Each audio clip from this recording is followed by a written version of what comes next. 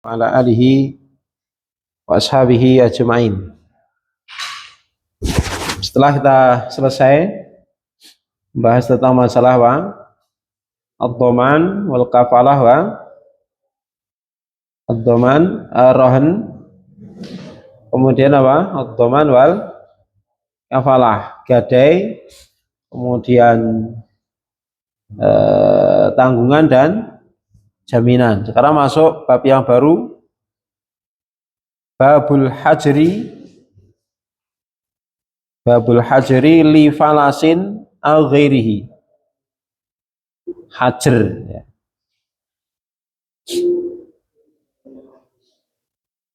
Bab tentang boikot ya, tentang boikot li falasin karena ada kebangkrutan au ghairihi atau yang lainnya. Jadi ini masih kaitannya dengan utang piutang ya, utang piutang yang ada jaminan atau tidak ada jaminan. Intinya ketika seseorang ya berutang kepada pihak lain ya, kemudian orang yang berutang ini ada kebangkrutan sehingga tidak bisa ya melanjutkan untuk melunasi hutang-hutangnya, maka nanti pihak-pihak yang berpiutang ini bisa menuntut kepada hakim ketika memang ada bukti-buktinya. Kalau hakim kan ya harus ada bukti ketika sudah masuk mahkamah, bukti dan saksi, sehingga kalau cuman omongan tok kemudian nanti diingkari oleh pihak yang berhutang tanpa ada bukti, tanpa ada saksi, ya sudah nggak bisa, nanti hitungannya nanti di akhirat, udah gitu aja gitu. Tapi kalau ada bukti ya, hitam di atas putih, kemudian ada saksi, nominal yang dipiutangkan jelas, nah ini ada kekuatan hukumnya, bisa dibawa ke pengadilan atau mahkamah. Nah, dalam hal ini nanti pengadilan berhak memboikot, menyita ya. Memboikot maksudnya apa? Menyita aset-aset yang dimiliki oleh orang yang berhutang sampai urusannya selesai. Jelas ya? Itu sebab pertama karena kebangkrutan. Sebab kedua atau yang lainnya, memboikot atau membatasi pemanfaatan harta karena maslahat yang diboikot. Contohnya siapa? Harta anak yatim, gitu, harta anak yatim, harta anak-anak kecil, gitu. Maka walinya, kerabat dekatnya itu berkewajiban untuk memboikot, ya, supaya apa? Ya aman hartanya ini lah. Coba asetnya itu sampai banyak, kemudian dipegang sendiri, dikelola sendiri, sementara dia masih kecil. Justru itu nanti bisa membahayakan dirinya. Maka itu harus diboikot, dibatasi penggunaannya, tidak boleh diserahkan secara total kepada anak tersebut sementara mereka belum memiliki kemampuan untuk mengelola. Itu maksudnya sebab yang kedua. Jadi sebab yang pertama ini pemboikotan untuk maslahat siapa? Pihak yang memboikot. Yang kedua ligoirihi, itu untuk maslahat pihak yang diboikot.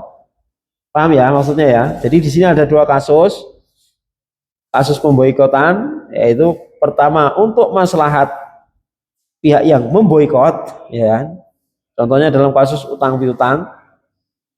Yang kedua untuk maslahat pihak yang diboikot. Contohnya apa? Harta anak yatim. Baik, kita akan baca keterangan dari beliau Syekh Abdurrahman ibn Nasir Rasdi rahimahullah ta'ala. Baca Mas Riko. Qala al-musannifu waman. Kenapa bukan wamin lahu? Min kan huruf jer, la huruf jer, mbak mungkin ketemu huruf jer kedua-duanya. Huruf jer nggak mungkin ketemu huruf jer. Li kan huruf jer toh? Li karo hi jadi lahu. Li plus huwa bacanya lahu. Li kan huruf jar toh? Nah, kalau li huruf jar depannya nggak mungkin huruf jar. Berarti di bahasa isim, bacanya isim apa? Man. Itu. Ya, waman lahu haku. Kenapa haku? Waman lahu al haku. Mubtada. Kobarnya lahu. Terus fa'alaihi. Ya, fa'alaihi an yungdira muksiro. Nah, muksiro. Yassara mudhari'nya fa'ala yassara adaan an yuyas siro an yuyas siro.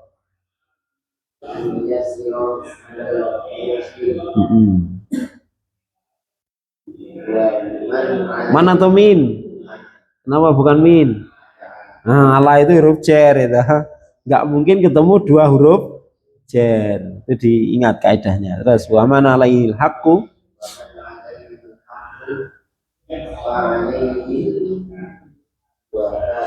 wafa'u kamilan bil qadri wasifati qala sallallahu alaihi wasallam matlul goniji dulmun uhila bidainihi maliin maliin al yahtal ya ihtala yahtalu jazm fal yahtal ya.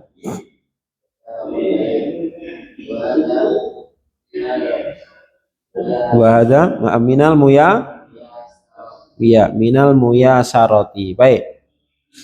Berkata beliau, di sini man lahu sama man alaihi. Perhatikan. Yang pertama man lahu. Wa man lahu al haqqu sama alaihil haqqu. Bedanya apa? Hah? Man lahul haq itu orang yang berpiutang. Kalau alaihil haq berarti apa? Orang yang berhutang. Paham? Man lahul haq. Maka siapa saja yang memiliki hak, maksudnya apa? Yang berpiutang, ngutangin orang itu loh. Paham? Cuman lahul hak. Yang belakang nanti waman alaihil haqqu. Atasnya kewajiban. Berarti apa? Dia memiliki kewajiban untuk membayar utang. Berarti apa? Orang yang berhutang. Perhatikan ungkapannya ya. Waman lahul hak itu orang yang berpiutang. Waman alaihil hak itu orang yang berhutang. Jadi bedakan ya. Paham ya? Ada lahu, ada alaihi. Nek lahu itu yang punya, alaihi yang berkewajiban mengembalikan. Gitu, yang berkewajiban mengembalikan haknya orang itu berarti yang berhutang. Ya enggak? Gitu.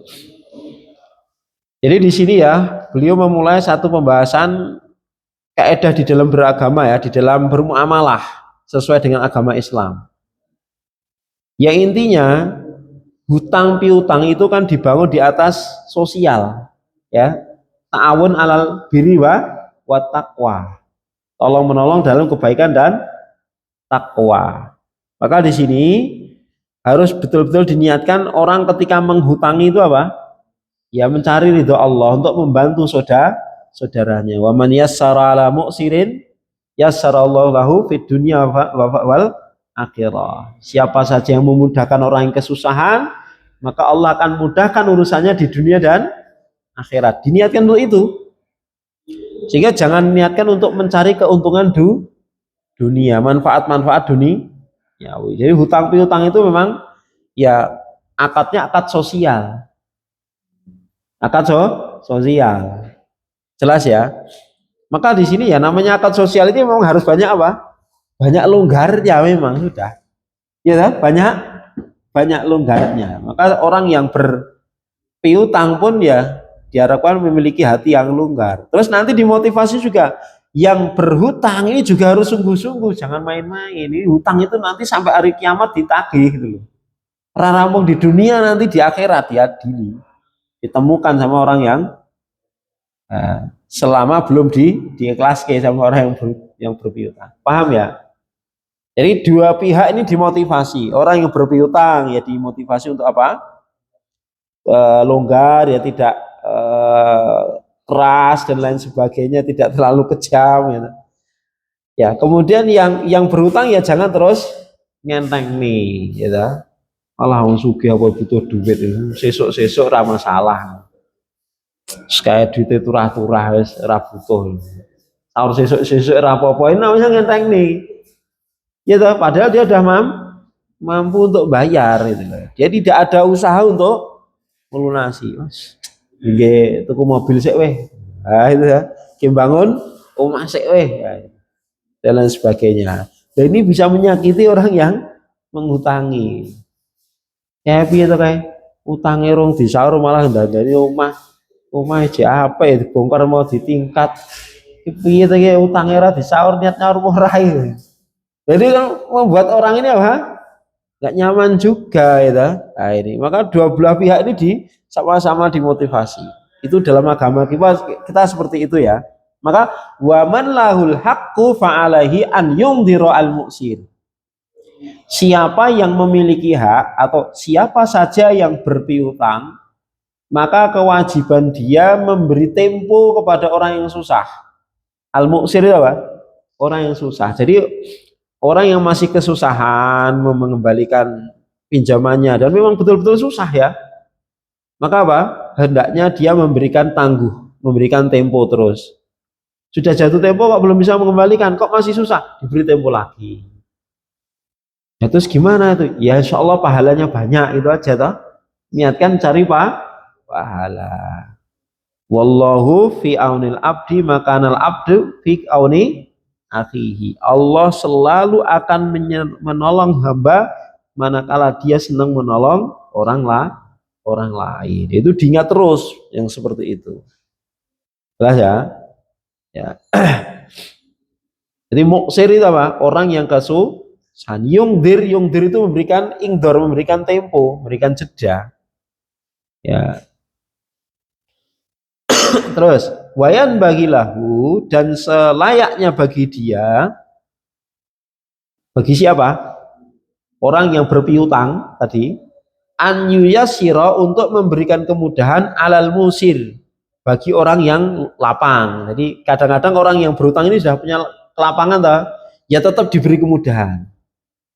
Ya dalam artian kemudahan itu ya kalau kamu bisanya bayar barang ya silahkan bayar barang, bisanya bayar uang ya silahkan bayar uang misalnya gitu kan, atau sebagian barang sebagian uang monggo, ini semudahnya jenengan. Ini maksudnya apa? Masya Allah memberikan kemudahan kepada saudara kita. Ini dimotivasi seperti itu, walaupun prakteknya ya angel, yang sedikit ya susah. Ini motivasi untuk apa? Orang yang berpiutang. Nah, motivasinya apa? Banyak-banyak mengingat kebaikan dan pahala di sisi Allah. Wa man yassara ala mu'sirin yassarallahu fid dunya wal akhirah.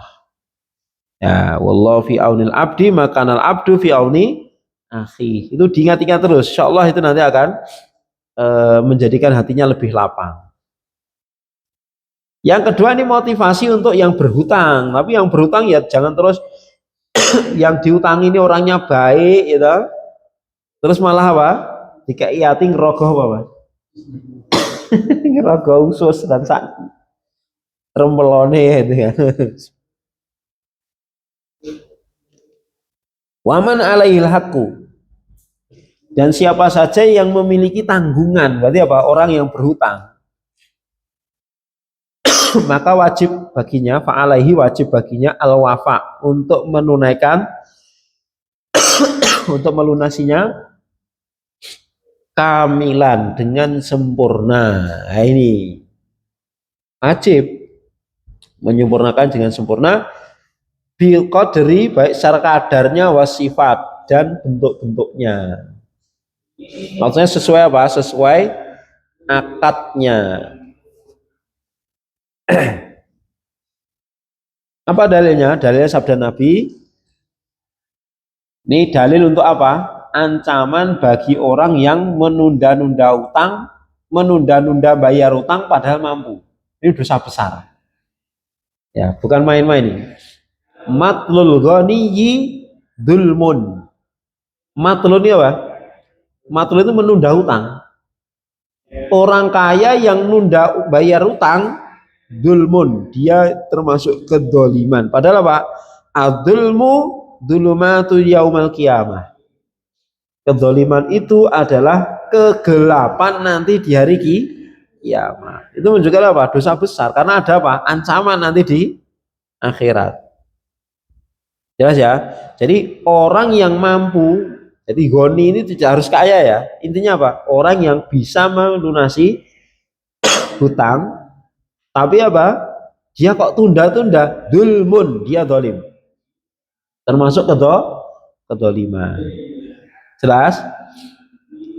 Terus barangkali dia mencari solusi lain. Wa idza ukhila bidainihi. Dan jika dia ingin dialihkan ya dengan apa? Ukhila bidainihi, jika dia dialihkan hutangnya ala maliin kepada pihak lain yang mampu, falyahtal, maka silahkan dia alihkan. Ini dalam bab fikih namanya bab ihalah ya. Dan ada pembahasan khusus bab ihalah itu.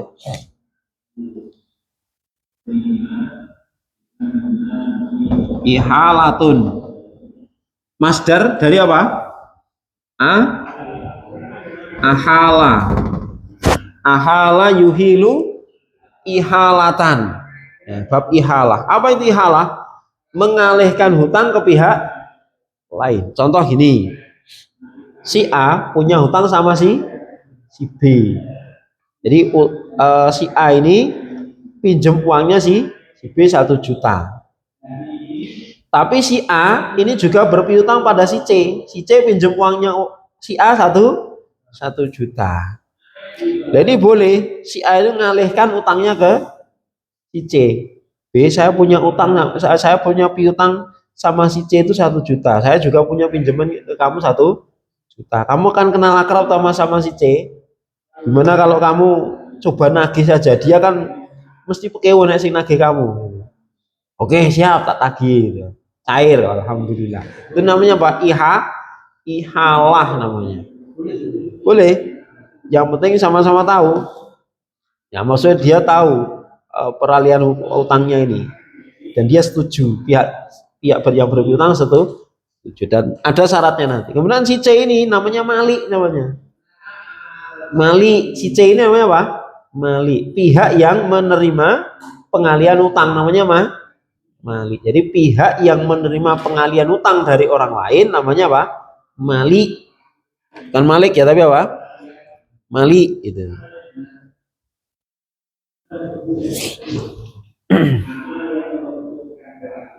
Hilang malah. Ya, alhamdulillah. Itu lagi.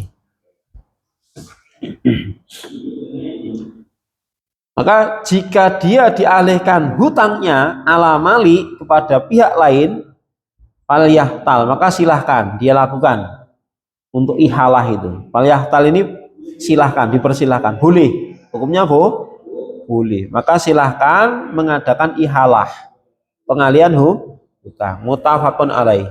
Wahada, dan ini minal muyasarah, termasuk bentuk apa? Kemudahan dalam syariat kita. Muyasarah termasuk kemudahan. Ya. Kemudian di bawahnya itu dijelaskan syarat dari mali. Ya, orang yang diberi peralihan hutang, syaratnya itu bagaimana? Mas Ahmad dibaca. Wal mali'u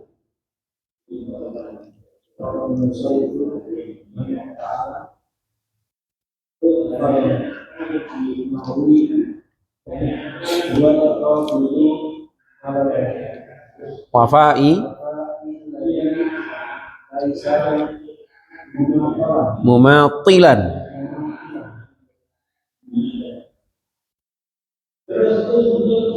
wayumkinu wayumkinu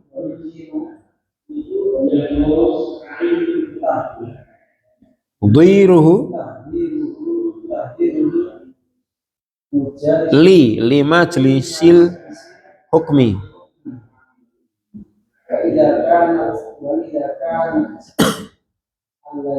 ad-duyunu aksara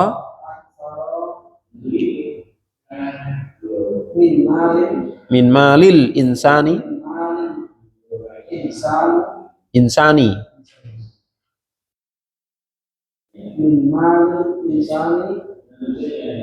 wa talabal ghuroma'u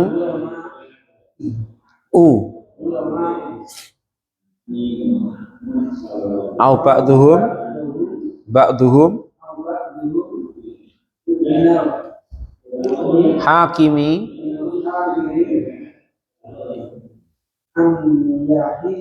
an yahjura hajara alaihi wa mana'ahu tasarrufi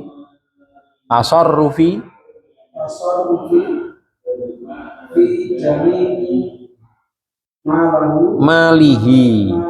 Cukup Mas Arif. Summa yusaffa atau summa yusaffi malahu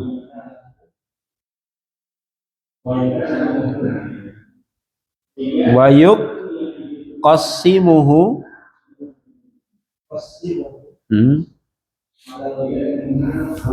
guromai duyunihim wala yuqaddamu sahibur rahni ya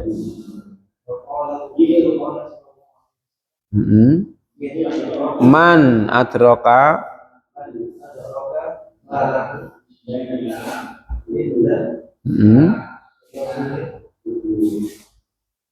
qad aflasa ahakku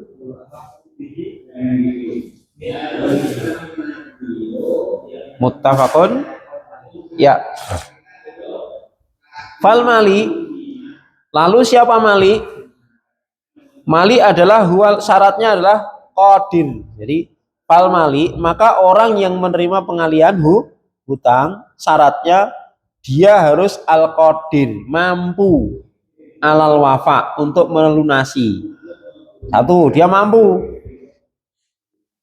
Ya, lah ternyata maliknya lebih miskin daripada yang berhutang gitu.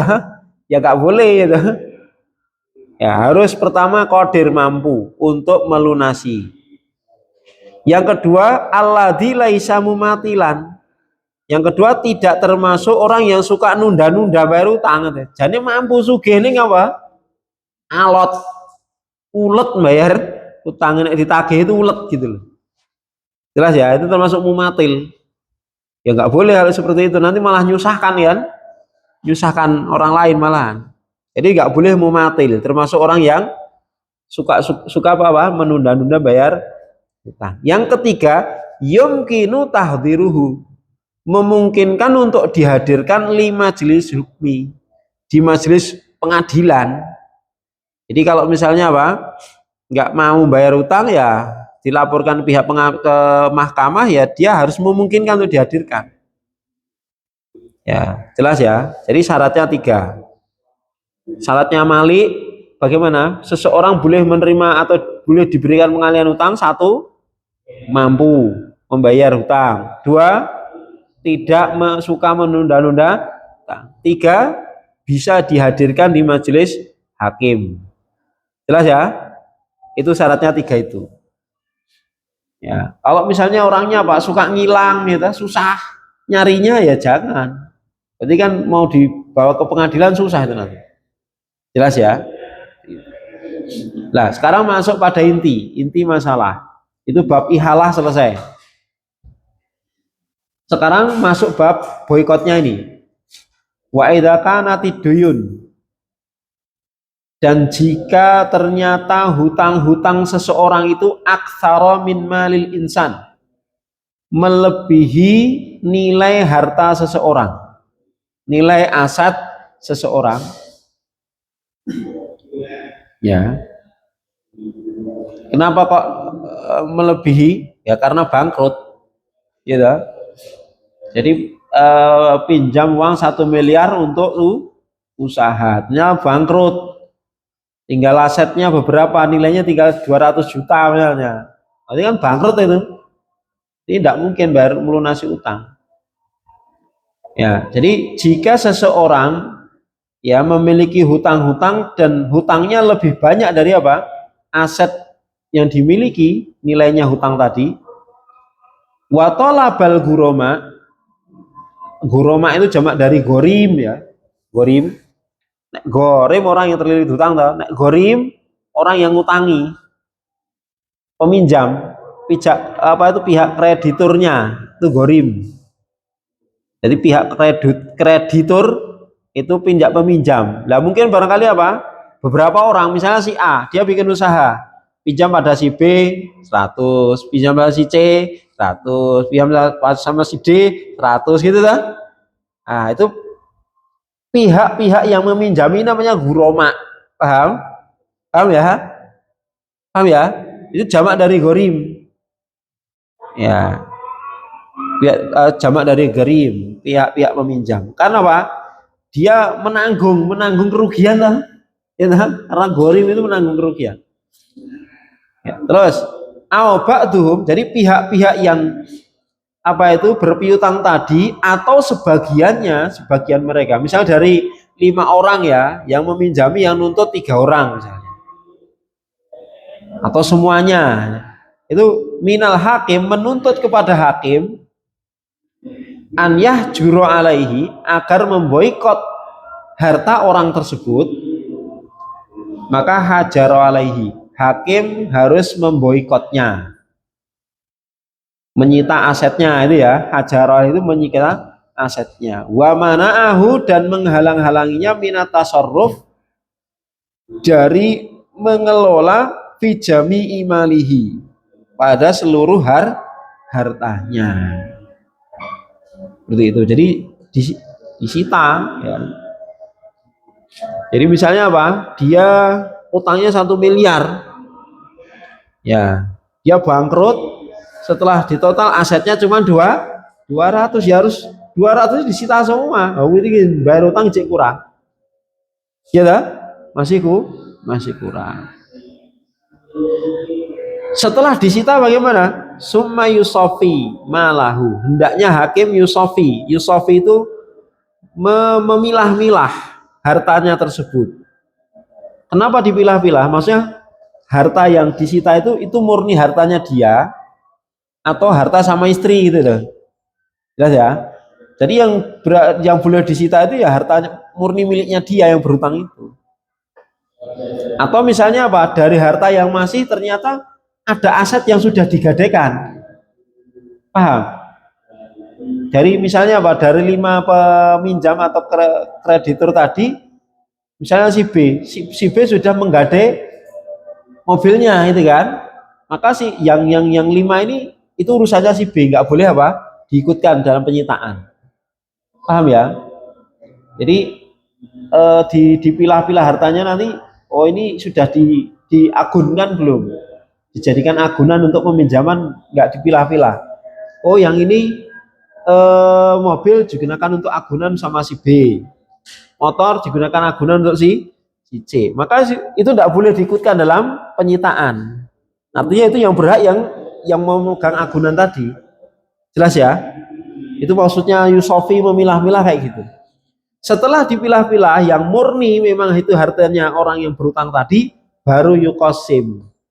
Hendaknya hakim membagi-baginya alal guroma kepada pihak-pihak yang peminjam tadi biqadri duyunihim, sesuai dengan kadar hutang mereka. Prosentasi tidak dibagi rata, sesuai prosentasinya.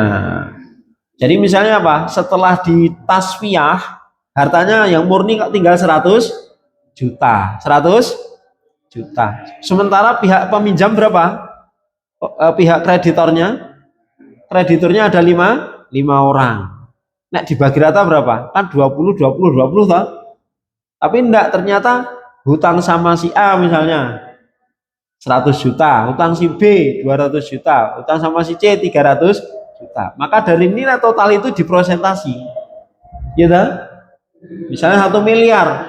Si A itu dari 1 miliar berapa? Oh, berarti 10%. Si B 200 dari 1 miliar 20%. Berarti nanti dibagi. Berarti si A dapatnya berapa? 10 juta. Si B 20 juta. Sesuai kadar piutangnya. Paham? Tidak kok terus dibagi rata 5 orang itu enggak. Maka sesuai kadar hutangnya masing-masing diprosentasi. Paham? Ya. Ini penting untuk dibahas kalau nanti jenengan jadi hakim. Ini raja jadi hakim orang ngerti ya apa-apa. Ya lah? Nah, itu. Tapi ini ilmu ya perlu dipelajari. Terus wala yuqaddamu minhum, dan tidak boleh didahulukan, ya, tidak boleh didahulukan di antara mereka, atau yuqaddimu minhum, hakim tidak boleh mendahulukan, memprioritaskan dari kelima orang tadi, dari pihak-pihak tadi. Misalnya apa? Ya wes digunakan untuk melunasi si A dulu saja, nggak bisa. Lunasi si B dulu aja, nggak bisa. Nggak boleh diprioritaskan. Kecuali apa? Shahibar rohni birohnihi. Ya, pemilik pemegang gadai dengan gadainya. Artinya apa? Yang diprioritaskan ya dengan harta itu ya orang yang megang gadai. Misalnya apa? Si A. Si A walaupun pinjamannya paling sedikit, tapi dia megang agunan berupa mobil. Berarti mobil udah jadi miliknya si A, nggak boleh dibagi gitu loh. Jelas? Jelas ya? Nah, karena hitungannya mobil ini digadaikan sama si A. Sertifikat rumah digadaikan sama si B. Untuk agunan sama si B. Ya sudah, ini urusannya sama si B. Jelas? Itu maksudnya. Terus waqala, berdasarkan sabda Nabi sallallahu alaihi wasallam, beliau bersabda, man adraka malahu, barang siapa mendapati hartanya indaro julin, ada pada seseorang, qad aflasa, yang telah bangkrut. Ya, barang siapa yang mendapati hartanya ada pada seseorang yang telah bangkrut, fahuwa ahaqqu bihi min ghairihi, maka dia lebih berhak dari orang yang lain. Maksudnya dari orang yang lain bagaimana? Ya dari keluarganya itu, atau mungkin ahli warisnya gitu lah. Maka ketika seseorang meninggal, maka prioritas hartanya untuk siapa? Ahli waris atau apa? Untuk mengeruk jenazah dulu, baru bayar utang, gitu. Bayar utang. Nah, untuk bayar utang aja masih kurang kan, nggak ada yang dibagi untuk ahli waris. Ahli waris itu terakhir, masih ada. Ya. Nanti untuk wasiat dulu, baru waris. Turut-turutannya. Terus lanjut Mas Ikhwan. Wajibu ala wali, boikot untuk maslahat pihak yang yang berpiutang selesai ya. Sekarang boikot yang kedua, boikot untuk maslahat pihak yang diboikot. Ya, monggo Mas Ikhwan baca.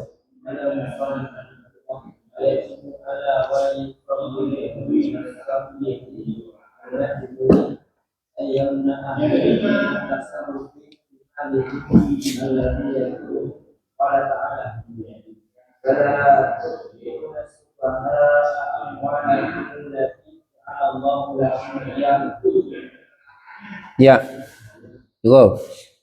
Berikutnya, boikot harta orang yang perlu ditolong ya. Wajibu dan wajib ala wali sogir, bagi wali anak kecil, ya wali anak kecil, wasafi, walinya orang yang idiot, wal majnun, walinya orang yang gila. Bisa jadi tuh anak kecil, orang yang idiot, majnun itu kaya. Ya, misalnya apa? Dia adalah pengusaha sukses, asetnya miliaran, tabungannya banyak. Terus tinggal mati istri, stres, jadi gila gitu kan? Bisa saja tuh? Bisa. Ya, itu asetnya banyak, maka wali harus memboikot hartanya dan digunakan seperlunya gitu. Dikelola hartanya itu. Wajib ini di sini mana failnya? Yajibu, mana failnya? Wajib ngapain? Bagi walinya wajib ngapain? An yamna'ahum. Ini failnya. Masdarmu wajib menghalangi mereka minatasarruf, dari mengelola fimalihim, harta mereka. Mengelola ya, bukan memanfaatkan. Kalau memanfaatkan boleh, tapi dengan izin wali. Misalnya apa?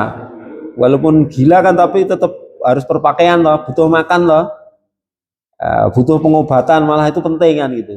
Maka walinya nanti ngarahkannya untuk itu, untuk kebutuhan dia, ya kebutuhan makan, pakaian, kemudian karena dia dah nggak mungkin bisa kerja loh, karena sudah seperti itu. Maka untuk memenuhi kebutuhan dia, berobat dan lain sebagainya.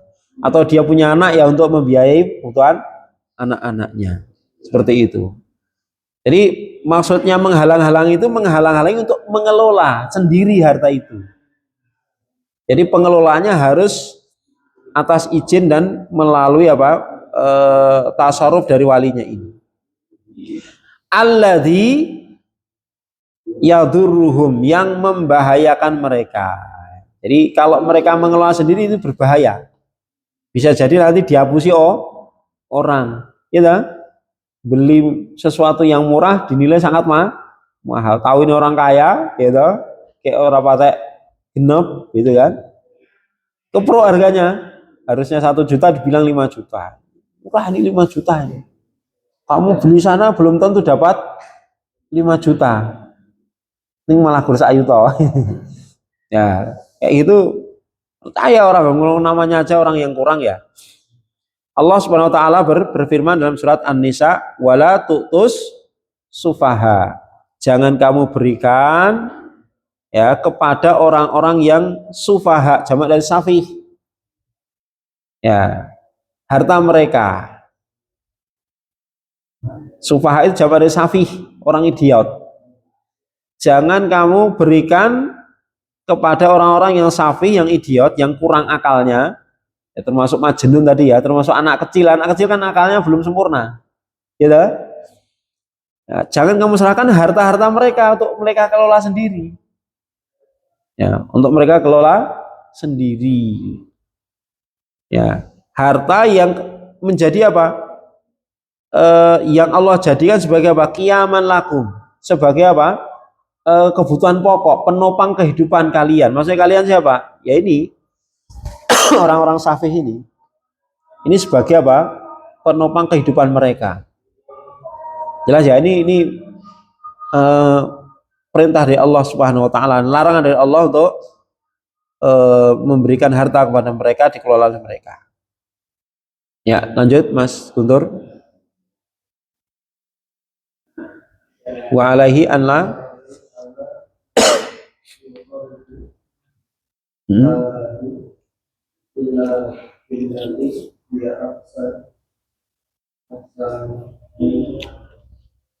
min hifdhihi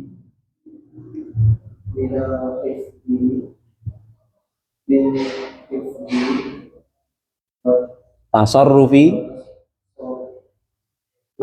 nafi'i lahum,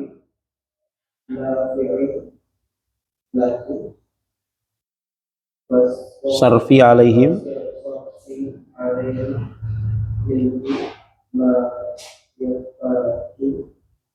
yahtajuna ilaih. Ya, Mas Tri, lanjut. Wa waliyuhum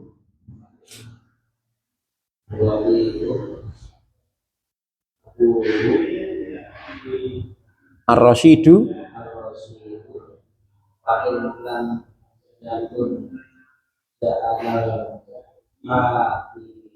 mu al wilayata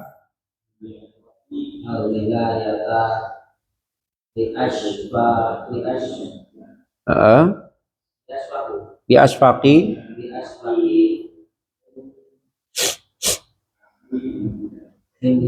man yakunu min aqaribihi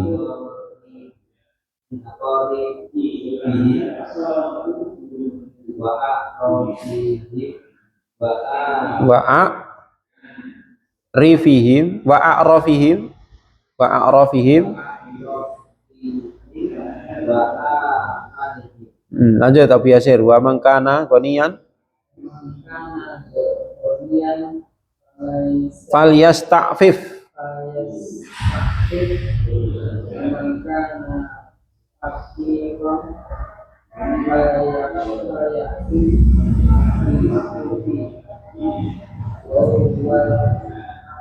aqallu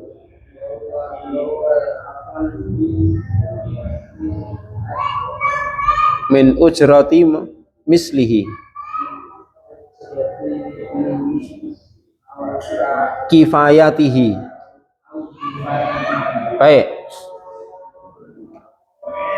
Terus wa alaihi, dan wajib baginya, bagi siapa? Bagi wali. Wajib atasnya, atas wali, an la yuqriba au yuqriba malahu, untuk tidak mendekati harta mereka. Maksudnya mendekati itu apa? Menggunakan harta mereka, tidak mengelola harta mereka, memanfaatkan harta mereka, illa billati hiya ahsan, kecuali dengan perkara yang lebih baik untuk maslahat mereka. Karena ini berbahaya ya, karena ini fitnah. Fitnah. Ya, kadang-kadang walinya ini orang yang mungkin ya kekurangan gitu. Sementara yang dikelolai wong ya ora genah, ora genep gitu loh. Ini kan fitnah itu ya. Ya, itu fitnah. Maka hendaknya jangan coba-coba mendekati kecuali dia betul-betul mampu mengelola dengan yang lebih baik. Contohnya apa? Min hifdihi, bisa menjaganya. Wa tasarrufin nafi'i lahum, dan mengelola untuk yang lebih bermanfaat untuk mereka. Ya. Wasarfi alaihim, dan mengalokasikan untuk mereka minhu, dari harta tersebut ma yahtajuna ilaih, apa yang mereka butuhkan. Intinya untuk dikembalikan lagi kepada mereka, bukan untuk manfaat apa? Wali. Ini penting untuk dipahami. Ya. Sementara siapa itu wali mereka? Wa waliyuhum, wali mereka adalah abuhum ar-rasyid. Pertama bapak mereka dulu kalau ada. Bapak mereka yang ar-rasyid. Ar-rasyid itu cerdas ya. Maksudnya yang ya tidak lawannya safi. Lawannya safi itu rasyid. Yang anulah, genah lah, sing genep gitu ya. Ya, artinya ya bisa mengelola ya kan. Cerdas itu dalam artian ya yang lurus lempeng ya. Normal, bahasa kita normal. Bapak mereka yang normal, jadi tidak safih gitu loh. Ya. Terus terkenal amanah, gitu. Tidak suka menghambur-hamburkan harta. Fa'inam yakun, jika tidak memiliki ayah, karena yatim misalnya, ja'alal hakimul wilayata, hendaknya hakim menjadikan kewalian anak itu li asfaqi man, kepada orang yang paling sayang. Asfaq itu sayang, paling sayang. Li asfaqi man, kepada orang yang paling sayang, yakunu, yang ada, min aqaribihi, dari kerabat-kerabatnya. Jadi dipilih dari kerabat yang ada, yang paling sayang terhadap anak itu siapa? Itu yang dipilih. Siapa yang pilih? Hakim. Wa a'rafihim, dan paling kenal dengan anak ini. Siapa di antara mereka yang paling dekat dengan mereka? Wa amanihim, dan paling amanah. Ini syaratnya ya. Dicari yang paling sayang, paling dekat, dan paling amanah. Paling dekat itu dalam artian yang paling mengenal kondisi anak-anak itu yang dia tanggung. Jadi tahu kebutuhannya gitu. Waman kana ghaniyan falyastafif, dan barang siapa yang kaya berkecukupan maka hendaknya menjaga diri. Artinya apa? Jangan mengambil sedikit pun dari harta mereka. Kalau dia walinya ini ya, jadi man di sini wali ya.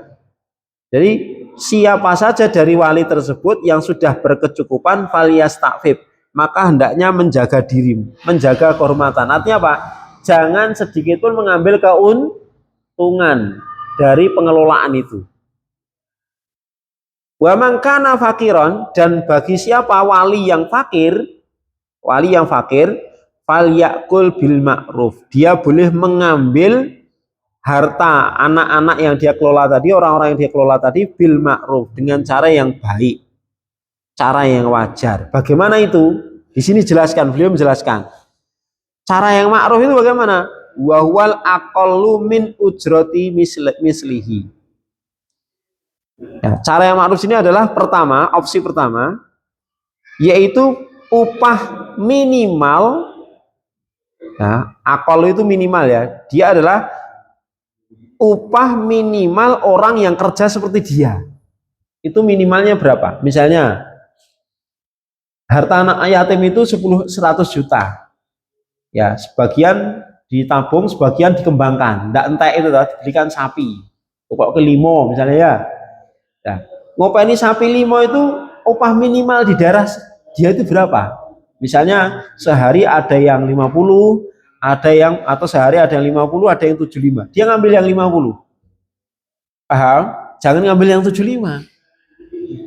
Mengambil upah yang minimal orang yang kerja seperti dia itu seperti apa itu? Minimalnya berapa? Jelas? Ya. Atau opsi kedua, au kifayatihi, atau sesuai kebutuhan dia, mencukupi kebutuhan. Di mana yang paling kecil? Jadi ada dua opsi ya. Misalnya gini, si A karena mengelola harta anak yatim, dia otomatis waktunya terkurangi untuk kerja, ya toh? Sehingga dia kekurangan. Kalau kaya sih nggak masalah, nggak usah ngambil. Ini kekurangan. Maka dia boleh mengambil harta anak yang dikelola tadi dengan kaidah mengambil mana yang lebih kecil antara apa? Upah minimal sama kebutuhan. Contoh, kebutuhan dia selama sebulan 2 juta misalnya. 2 juta. Sudah cukup dia. Terus kalau dia mengambil versi upah minimal misalnya apa? Sehari 50, ya kan? Sehari 50, sebulan berapa? Satu setengah. Maka dia mengambil berapa? Yang 1,5. Atau yang kecukupan tadi, sesuai kecukupannya. Paham maksudnya? Jadi gini, jadi diambil mana yang lebih kecil. Ya, maksudnya dari apa? Dari dua model tadi mana yang lebih kecil diambil. Contoh tadi ya, misalnya dia kebutuhannya ternyata 2 juta. 2 juta. Kalau standar kebutuhan dia 2 juta. Tapi kalau standar ngambil upah, dia cuma dapat 1,5 per bulan. Mana yang diambil? Yang 1,5. Nggak boleh dia ngambil 2 juta. Nah, kurangi ya, cari yang lain. Paham? Tapi kalau misalnya apa? Kalau standar kebutuhan dia 2 juta dan mengambil upah minimalnya kok 3 juta, maka dia ngambil berapa? Yang 2 juta. Paham maksudnya? Jangan paham ya? Seperti itu. Wallahu a'lam. Selesai. Demikian selesai bab ini boikot. Pekan depan insya Allah masuk bab sulh, damai, solusi damai untuk orang yang bersengketa dalam masalah utang piutang atau peminjam. Sallallahu alaihi Muhammad. Alhamdulillah. Assalamualaikum warahmatullahi wabarakatuh.